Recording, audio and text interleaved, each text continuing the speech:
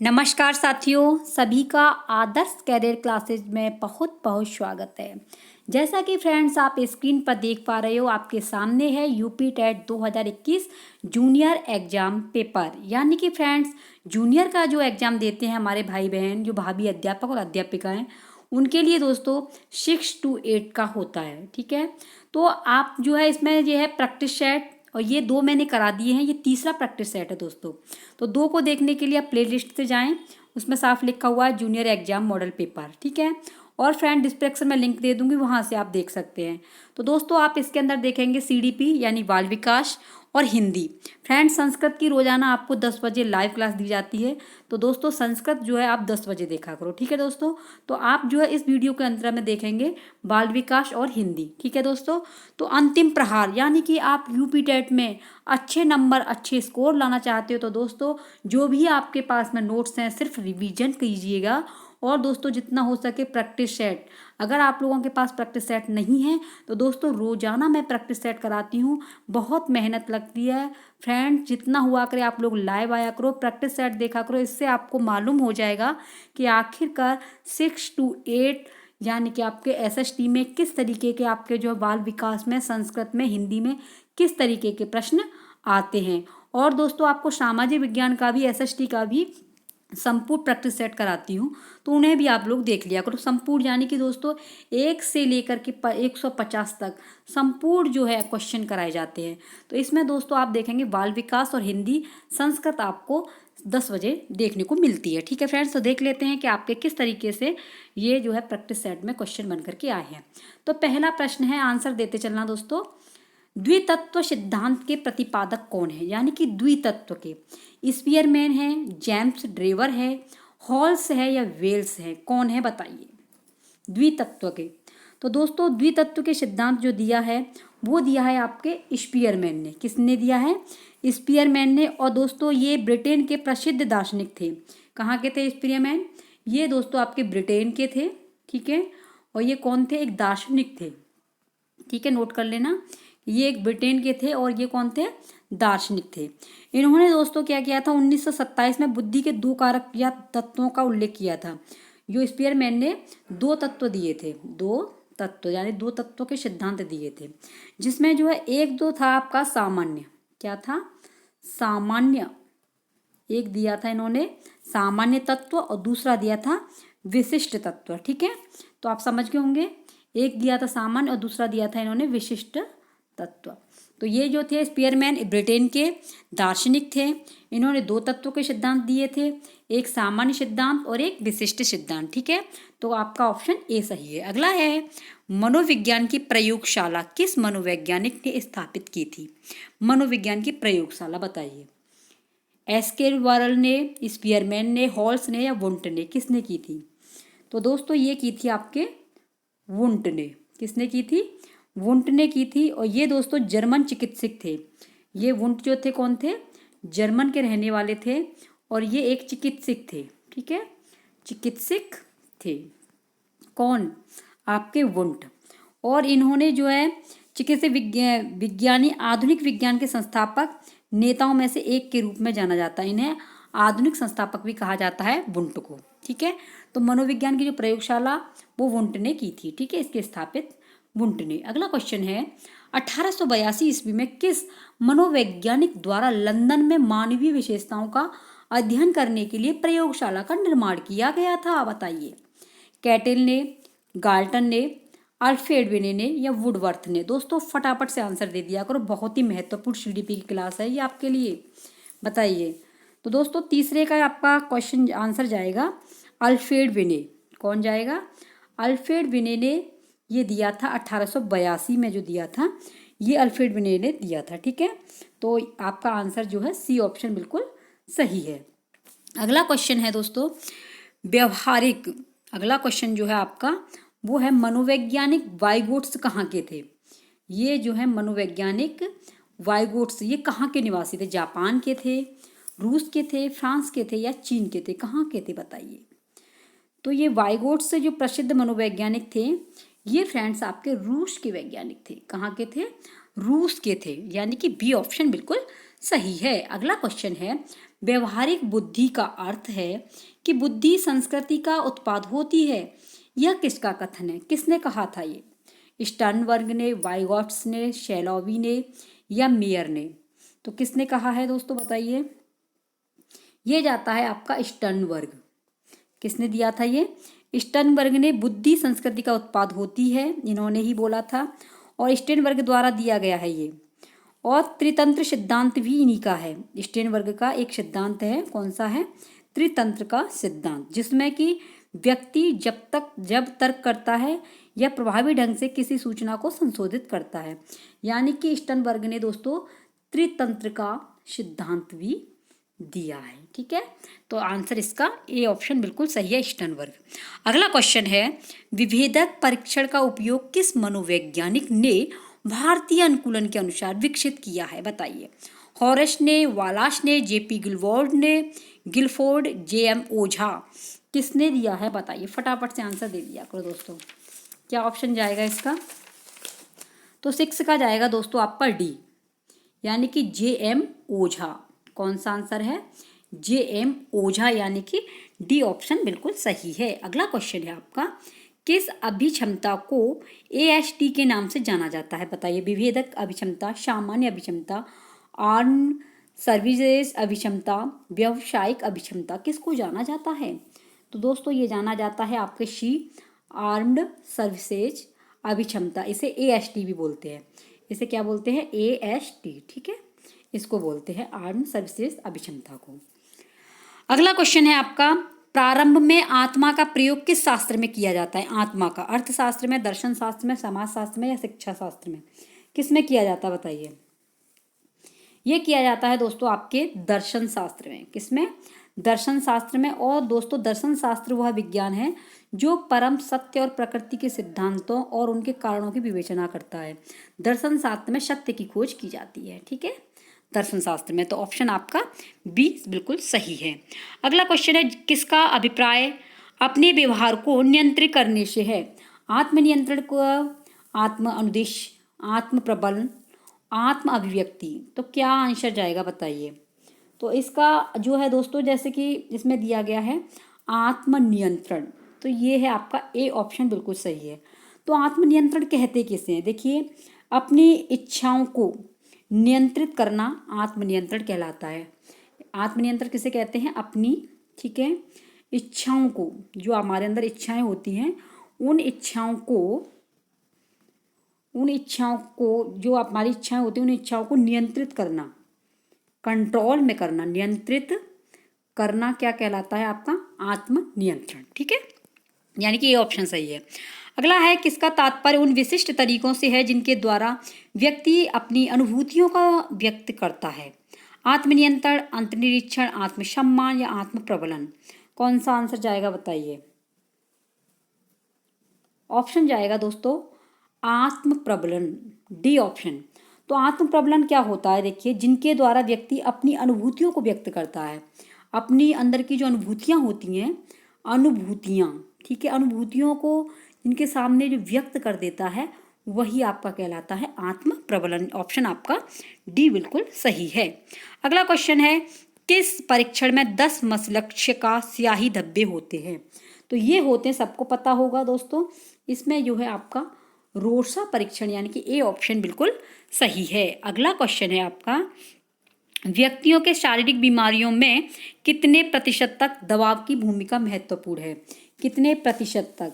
तो ये है आपका डी ऑप्शन, 50 से 70% तक। ठीक है, 50 से 70% तक जो है व्यक्तियों के शारीरिक बीमारियों के जो दबाव की भूमिका महत्वपूर्ण होती है।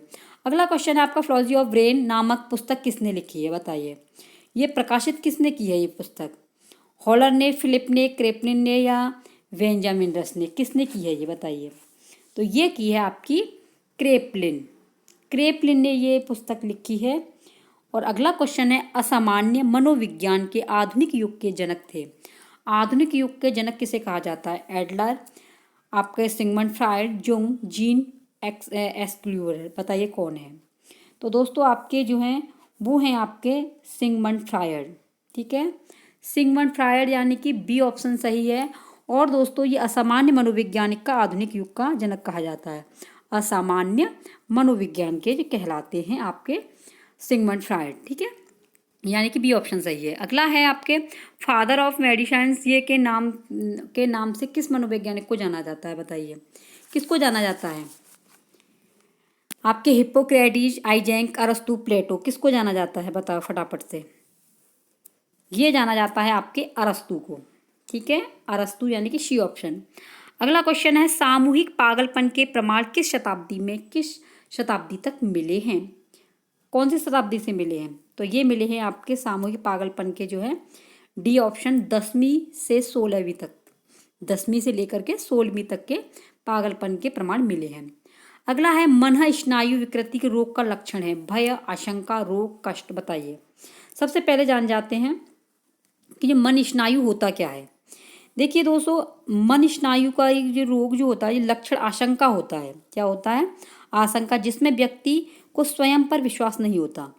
इसमें जो है मन स्नायु में व्यक्ति को स्वयं पर विश्वास नहीं होता, व्यक्ति को स्वयं पर विश्वास नहीं होता, ठीक है, विश्वास नहीं होता है स्वयं पर, ये होता है आपका मन स्नायु। और दोस्तों सफलता एवं असफलता को लेकर के वो सशक्ति रहता है हमेशा कि सफल होऊंगा या नहीं होऊंगा, तो ये हमारा मन स्नायु कहलाता है। तो ये किस रोग से पीड़ित होता है ये पूछा है, इसमें क्या कौन सा रोग लक्षण होता है बताइए। तो 17 में का दोस्तों आंसर जाएगा आपका आशंका। आशंका बनी रहती है कि पता नहीं निकलेगा नहीं निकलेगा, तो ये क्या हमारे अंदर मन स्नायु विकृति के रोग का लक्षण होता है आपका आशंका। अगला क्वेश्चन है छात्रों में चोरी करने की आदत को कैसे दूर किया जा सकता है बताइए। बालकों को पारितोषिक देकर, उदाहरण देकर, या ताड़ना देकर, या सजा देकर। तो देखिए सजा तो बच्चों को दे नहीं सकते, ताड़ना भी नहीं दे सकते, पारितोषिक ये भी नहीं दे सकते, तो आंसर आपका बी जाएगा। उदाहरण दे करके बच्चों को चोरी की आदत से दूर किया जा सकता है, ऑप्शन आपका बी जाएगा, ठीक है, उदाहरण दे करके। अगला क्वेश्चन है अधिगम का शिक्षा में योगदान है व्यवहार परिवर्तन, नवीन अनुभव प्राप्त करने में, समायोजन में, या इनमें से सभी में। तो 19 में का दोस्तों इनमें से सभी, व्यवहार परिवर्तन भी अधिगम के द्वारा होता है, नवीन अनुभव प्राप्त होते हैं, समायोजन करना भी सीखता है, तो ऑप्शन आपका डी जाएगा। थकान का कारण नहीं है, तो थकान का कारण आपका विश्राम नहीं है, विश्राम मतलब होता है ठहरना, तो ये आपका सी ऑप्शन, थकान का कारण नहीं है, सी। अगला है आधुनिक युग में मानसिक स्वास्थ्य पर किसका सबसे बुरा प्रभाव पड़ता है?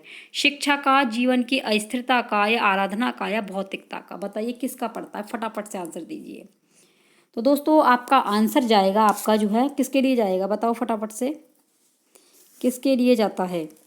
आपका जो आधुनिक युग में जो जाता है वो जाएगा दोस्तों आपका बी ऑप्शन। कौन सा जाएगा? बी, जीवन की अस्थिरता का। अगला है लिंग का निर्धारण होता है, जो लिंग होता है उसका निर्धारण क्या होता है? माता द्वारा, पिता द्वारा, या माता द्वारा, या संपूर्ण, या इनमें से कोई नहीं। तो दोस्तों आपका जो 22 में है उसका आंसर जाएगा आपका बी, पिता के द्वारा।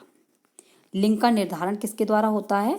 पिता के द्वारा, क्योंकि दोस्तों ग्रेगर जॉन मेंडल, क्या नाम था, एक जो वैज्ञानिक थे उनका नाम था ग्रेगर, ठीक है, ग्रेगर जॉन मेंडल, ये नाम था इनका, जॉन मेंडल, ठीक है।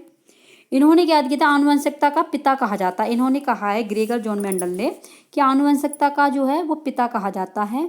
और दोस्तों XX क्रोमोसोम पाए जाते हैं, क्योंकि माता जो होती है ना उसमें XX क्रोमोसोम पाए जाते हैं, इसलिए जो है आपका लिंग का निर्धारण पिता के द्वारा होता है, ठीक है। अगला क्वेश्चन है आपका गर्भस्थ शिशु में संवेदनशीलता का विकास प्रारंभ होता है सिर से, पैर से, हाथ से, संपूर्ण शरीर से। तो दोस्तों जो बच्चे का जो होता है वो होता है आपके गर्भस्थ शिशु का सिर से स्टार्ट होता है। संवेदनशीलता किससे स्टार्ट होती है? सिर से, ठीक है। अगला क्वेश्चन है जन्मोत्तर यानी जन्म के बाद की विकास की दूसरी प्रमुख अवस्था कौन सी है? गर्भावस्था, शैशवावस्था, किशोरावस्था, या बाल्यावस्था। तो आंसर जाएगा दोस्तों आपके जो है बाल्यावस्था, यानी कि डी ऑप्शन। और फ्रेंड जन्म के बाद विकास की अवस्था इस प्रकार होती है, पहली अवस्था होती है आपकी, पहली आपकी ये है शैशवावस्था, ठीक है, दूसरी है आपकी बाल्यावस्था, और तीसरी होती है आपकी किशोरावस्था। इसमें पूछा जन्मोत्तर के बाद, पहले पूछते तो गर्भावस्था हो जाती, इसमें बाद की बात कर रही हैं, तो सबसे पहले शैशवावस्था, बाल्यावस्था और किशोरावस्था। तो दूसरी प्रमुख अवस्था कौन सी है इसमें? बाल्यावस्था, ठीक है। अगर पहली पूछे तो वो आपकी हो जाएगी शैशवावस्था। ठीक है, तो ये हो गया आपका, समझ में आ गया होगा। अगला क्वेश्चन है आपका, यौन परिपक्वता में महत्वपूर्ण हाथ है, किसका है? पीयूष ग्रंथि का, उपवृक्क ग्रंथि का, गल ग्रंथि का या उपगल ग्रंथि का, कौन सी का है बताइए। तो दोस्तों देखिए, सबसे पहले बात करते हैं पीयूष ग्रंथि होती क्या है। इसमें मौन यौन परिपक्वता में सबसे ज़्यादा जो ग्रंथि होती है उसमें जो है महत्वपूर्ण हाथ है पीयूष ग्रंथि का। किसका है? पीयूष ग्रंथि का। तो ये पीयूष ग्रंथि होती क्या है? देखिए, पीयूष ग्रंथि को मास्टर ग्रंथि भी कहा जाता है। क्वेश्चन में आ जाता है कि मास्टर ग्रंथि किसे कहते हैं? मास्टर ग्रंथि, तो वो भी आपकी कौन सी है? पीयूष ग्रंथि है। ठीक है, इसे जो है मास्टर ग्रंथि भी कहते हैं। और फ्रेंड्स, यौन परिपक्वता में भी पीयूष ग्रंथि ही महत्वपूर्ण भूमिका निभाती है। यौन में भी आपकी पीयूष ग्रंथि भी मोस्ट इम्पोर्टेंट होती है, तो इसे पीयूष ग्रंथि को मास्टर ग्रंथि भी कहते हैं, यानी कि ए ऑप्शन बिल्कुल सही है। अगला है, वीर पूजा की भावना जागृत होती है। तो सबको पता होगा किशोरावस्था में बच्चे के अंदर वीर पूजा की भावना जागृत होती है। ठीक है, अगला क्वेश्चन है, अति संरक्षणशीलता बालक को बना देती है सामाजिक, आदर्शवादी या धार्मिक या व्यवहारिक, क्या बना देती है? तो ये बना देती है दोस्तों, बच्चे को बनाती है ये आदर्शवादी, यानी कि आदर्शवादी, यानी बी ऑप्शन बिल्कुल सही है। अगला क्वेश्चन है, दुबले पतले एवं छीड़ शरीर तथा कमजोर हृदय वाले बच्चों को क्या कहा जाता है? समस्यात्मक बालक, अपंग बालक, पिछड़ा बालक, नाजुक बालक। देखिए, अपंग कह नहीं सकते, पिछड़ा कह नहीं सकते, नाजुक कह नहीं सकते, तो ऑप्शन कौन सा जाता है आपके? एक ही ओर। तो इसका जो है बच्चे जो है समस्यात्मक बालक होंगे। ठीक है, अगला क्वेश्चन है आपका, चिन्ह भाषा एवं श्रवण दृश्य विधियों का प्रयोग किन बालकों की शिक्षा के लिए उपयोगी है? प्रतिभाशाली, मंदिर श्रवण वाले, पिछड़ा बालक या समस्यात्मक बालक।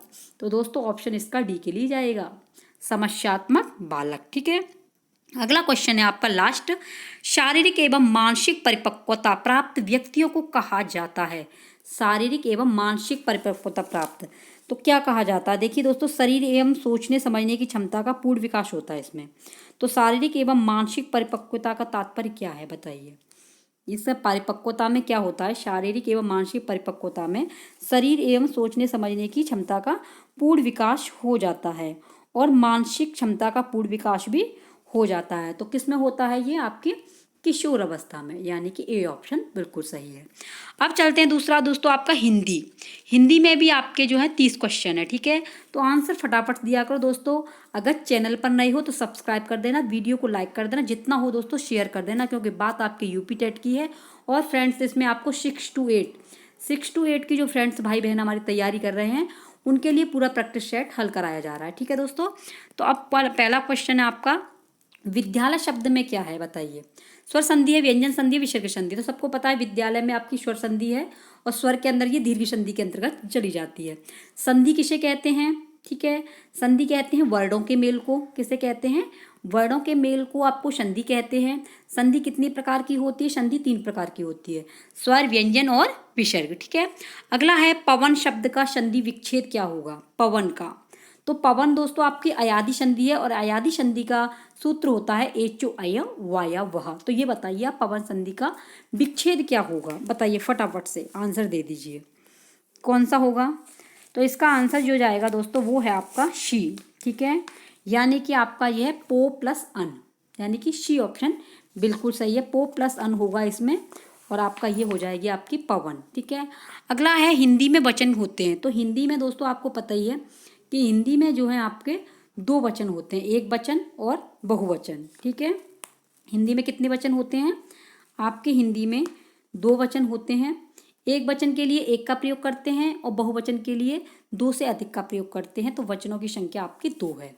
अगला है, आगरा का बहुवचन क्या होगा? तो देखिए, आगरा का कोई भी बहुवचन नहीं होता है। क्यों नहीं होता है? क्योंकि दोस्तों जो आगरा है ये शब्द बहुवचन नहीं होगा। आगरा व्यक्तिवाचक संज्ञा है और व्यक्तिवाचक संज्ञा का कभी भी बहुवचन नहीं होता है। ये आगरा क्या है? एक व्यक्तिवाचक है, व्यक्तिवाचक का बहुवचन नहीं होता है। ठीक है, अगला क्वेश्चन है, जिन शब्दों में प्रयोग के अनुसार कोई परिवर्तन नहीं होता है उन्हें कहा जाता है, क्या कहा जाता है? पद, विकारी शब्द, अविकारी शब्द या पदबंध, क्या कहा जाता है बताइए? फटाफट से आंसर दीजिए। तो ये दोस्तों आपके अविकारी शब्द, यानी कि सी ऑप्शन बिल्कुल सही है। ठीक है, अगला क्वेश्चन है आपका, शब्द के सही रूप का चयन कीजिए। इसमें सही बताना है। तो देखिए तृष्णा गलत है, ये तृष्णा गलत है, ये भी तृष्णा गलत है। ऑप्शन आपका डी सही है, ये वाला आपका बिल्कुल सही है, तृष्णा। ठीक है, यानी कि डी ऑप्शन बिल्कुल सही है। अगला क्वेश्चन है आपका, कवि का स्त्रीलिंग क्या होगा? देखो कवित्री, कवि, कवियत्री, कवियत्री, तो आंसर आपका जाएगा शी, कवियत्री। लिखना देख लेना दोस्तों किस तरीके से लिखा हुआ है। अगर आप गलत लिख के आते हो, कवि व पे छोटी की मात्रा लिखोगे तो वो आपका रॉन्ग हो जाएगा। कवित्री पे हमेशा य पे मात्रा लगती है। ठीक है, तो ये हो गया आपका कवित्री। जैसे रचयिता लिखेंगे, ठीक है, तो रचयिता बोलते हैं लेकिन रचयिता होता है। ठीक है, ये वाला आपका शुद्ध है, रचयिता। ठीक है, अगला क्वेश्चन है आपका, इसका सी हो गया। ठीक है, अगला क्वेश्चन है, संस्कृत के वे शब्द जो हिंदी में बिना किसी परिवर्तन के प्रयुक्त होते हैं वो क्या कहलाते हैं? तो कौन क्या कहलाते हैं बताइए? तो ये कहलाते हैं आपके तत्सम, जो संस्कृत में प्रयुक्त होते हैं। आपका सी ऑप्शन बिल्कुल सही है। अगला क्वेश्चन है, जब किसी समास में दोनों शब्द प्रधान हो तो उसको क्या कहते हैं? दोनों पद प्रधान हो, क्या कहेंगे उसे बताइए? उसे कहेंगे आपका द्वंद्व समास, दोनों पद प्रधान होते हैं। शुद्ध शब्द है, तो शुद्ध शब्द है कौन सा है? आपका उज्ज्वल, यानी कि डी ऑप्शन बिल्कुल सही है। अगला है, अनुरक्त का विलोम शब्द क्या होगा? अनुरक्त का आरक्त, विरक्त, निरक्त, आशक्त क्या होगा बताइए? तो ये होगा आपका विरक्त। ठीक है, बी। अगला क्वेश्चन है, निम्न में से किस समूह में सभी शब्द तत्सम हैं? बात वो चल रही है तत्सम की। तो तत्सम में दोस्तों आपके ये वाला है शर्करा, पवन, ज्येष्ठ, अग्नि, ए ऑप्शन। अगला है, किस शब्द में कु उपसर्ग नहीं है? आप बताइए, कुरूप में, कुशल में, कुमार्ग में, कुचाल में। तो किस शब्द में नहीं है? ये आपके कुशल में नहीं है, बाकी के तीनों में उपसर्ग लगे हुए नहीं वाली बात चल रही है। तो आपका बी ऑप्शन सही है। अगला है, इन प्रत्यय का प्रयोग किस शब्द में हुआ है? तो इनका सबको पता है, पुजारिन में हुआ है। ठीक है, पुजारिन, यानी कि ए ऑप्शन बिल्कुल सही है। अगला है, जिसमें पहला पद संख्यावाचक हो और जो किसी समूह विशेष का बोध कराए, तो संख्यावाची के लिए हमेशा द्विगु प्रयोग का, द्विगु समास का प्रयोग करते हैं। तो यानी कि दोस्तों इसमें जो कौन सा ऑप्शन जाएगा आपका? डी के लिए, यानी कि द्विगु समास बिल्कुल सही है आपका। ठीक है, यानी कि इसमें द्विगु समास है, संख्यावाची का प्रयोग किया जाता है। अगला है, द्वंद्व समास है, लंबोदर, अंधकूप, नर नारी, शरणागत। बताइए द्वंद्व समास कौन सा है? तो आपका द्वंद्व समास है कौन सा है? वो है आपका नर और नारी, नर नारी। ठीक है, सी ऑप्शन। नगर में रहने वाले को क्या कहते हैं? शहर में रहने वाले को शहरी बोलेंगे, तो नगर में रहने, शरण में आए हुए को शरणागत, नर नारी या नागर, तो ये बोलेंगे आपको नगर में रहने वाले को नागर, याद कर लेना नागर। जातिवाचक संज्ञा नहीं है, जातिवाचक संज्ञा शैशव, लोहा, लकड़ी, पुस्तक, तो जातिवाचक संज्ञा इसमें नहीं है, वो पूछ रहा है तो कौन सी नहीं है? तो जातिवाचक संख्या दोस्तों आपकी शैशव नहीं है। ठीक है, शैशव जो है वो आपकी जातिवाचक संज्ञा नहीं है। अगला क्वेश्चन है आपका, निम्न में से किस वाक्य में संप्रदान कारक है? मेरा घर स्टेशन से बहुत दूर है, राम घर पर सो रहा है, राजा ने निर्धनों को कंबल दिए, निशार खेलता है। तो देखिए राजा ने निर्धनों के लिए, गरीबों के लिए कंबल दिए, तो ऑप्शन आपका जाता है सी के लिए। और संप्रदान कारक का जो चिन्ह है वो आपका है के लिए। क्या है? के लिए। और दोस्तों कारकों की संख्या आपकी 8 होती है, हिंदी में 8 होती है, संस्कृत में 6 होती है, तो कारकों की संख्या 8 है और इसमें के लिए प्रयोग किया गया संप्रदान के लिए। ठीक है, तो ऑप्शन आपका सी जाएगा। अगला है, वह स्वतः ही जान जाएगा मैं यह सर्वनाम है। वह स्वतः ही जान जाएगा कौन सा है? पुरुषवाचक सर्वनाम, निजवाचक सर्वनाम, संबंधवाचक या अनिश्चयवाचक, कौन सा आंसर जाएगा बताइए फटाफट से? तो दोस्तों इसमें जाएगा आपका ए, पुरुषवाचक सर्वनाम। अगला है, संयुक्त क्रिया का उदाहरण कौन सा है? संयुक्त का, रस्सी जल गई, सीमा पढ़ रही है, तुम प्रतिदिन पढ़ने आया करो, बच्चा सोता है। तो कौन सा जाएगा दोस्तों आपका? शी, तुम प्रतिदिन पढ़ने आया करो। अगला है, सरल या साधारण वाक्य किसे कहते हैं? तो सरल या साधारण वाक्य कहते हैं जिसमें एक उद्देश्य और एक विधेय और एक ही क्रिया हो, उसे हम सरल या साधारण वाक्य कहेंगे। ठीक है, तो आपका जो है डी ऑप्शन बिल्कुल सही है। अगला क्वेश्चन है आपका, मोहन बाजार जा रहा है, इस वाक्य में उद्देश्य क्या है? मोहन बाजार जा रहा है, मोहन खरीदारी, घूमना, बाजार, क्या उद्देश्य है? तो ये ऑप्शन आपका मोहन, यानी कि ए ऑप्शन बिल्कुल सही है। अगला है निम्न में से मिश्रित वाक्य है, तो मिश्रित वाक्य है इसमें जो है आपका डी, मैंने सुना है कि नीना पास हो गई। मैंने सुना है कि नीना पास हो गई, यानी डी ऑप्शन बिल्कुल सही है। अगला है किसी के कथन को उद्धृत करते समय किस विराम चिन्ह का प्रयोग किया जाएगा। उद्धृत की बात चल रही है तो आपका अवतरण उद्धरण ये वाला चिन्ह का प्रयोग किया जाएगा, ठीक है। यानी कि दोस्तों जो विस्मयावाचक चिन्ह होता है इसका ये वाला निशान होता है, ठीक है। प्रश्नवाचक का ये वाला होता है। अवतरण वाला जो होता है दोस्तों वो आपका जो है निर्देश, अवतरण वाला जो है अवतरण उद्धरण ये वाला होता है, ठीक है, ये वाला। और निर्देशक चिन्ह आपको पता ही है एक डैश का सा होता है, ठीक है। तो इसमें आंसर आपका बी चला जाएगा। अगला है सही विराम चिन्हों वाला क्या है। सही विराम वाला, तो सही विराम वाला है आपका जो पत्र आज आया है कहाँ है।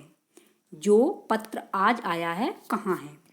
अगला क्वेश्चन है शेर को सामने देख डॉट डॉट, यह वाक्य किस मुहावरे में होगा। मैं सातवें आसमान पर पहुंच गया, मैं आग बबूला हो गया, मैंने आसमान सिर पर उठा लिया, मेरे प्राण सूख गए। तो शेर को देख करके तो भैया सबन के प्राण सूख जाएंगे, तो आंसर आपका जाएगा डी की ओर, ठीक है। अगला क्वेश्चन है आपका सही मुहावरा है नेत्रों में मिट्टी डालना, आंखों में रेत फेंकना, आंखों में धूल झोंकना, आंखों में कचरा डालना। तो कौन सा ऑप्शन जाएगा बताइए। आंखों में धूल झोंकना बिल्कुल सही है। अगला क्वेश्चन है हाथ न आना, इस मुहावरे का निकटतम अर्थ क्या होगा बताइए। पकड़ में ना आना, बहुत बड़ा होना, हाथों का व्यायाम करना, हाथ फैलाना। बताओ फटाफट से। हाथ ना आना तो पकड़ में ना आना, सिर फिर जाना, चक्कर आ जाना, अहंकारी हो जाना, सर दर्द हो जाना, पीछे मुड़कर देखने। बताइए। तो ऑप्शन जाएगा आपका अहंकारी हो जाना। आई होप दोस्तों आपको ये वीडियो बिल्कुल पसंद आई होगी। फ्रेंड्स जो भाई बहन जो यूट्यूब परिवार है हमारा, आप लोगों का बहुत प्यार मिलता है, इसलिए दोस्तों अगर चैनल पर नए हो तो सब्सक्राइब कर देना। जितना हो सके दोस्तों वीडियो को शेयर जरूर कर देना, क्योंकि दोस्तों आपको यूपी टेट की बेहतरीन तैयारी कराई जा रही है और आपको रोजाना आपको संस्कृत की लाइव क्लास दी जाती है, प्रैक्टिस सेट हल कराए जा रहे हैं। इसलिए फ्रेंड्स आप अगर चैनल पर नए हो तो सब्सक्राइब बिल्कुल कर देना। मिलते हैं कोई नेक्स्ट अपडेट के साथ में, नेक्स्ट वीडियो नेक्स्ट प्रैक्टिस साथ के साथ में। जय हिंद, वंदे मातरम।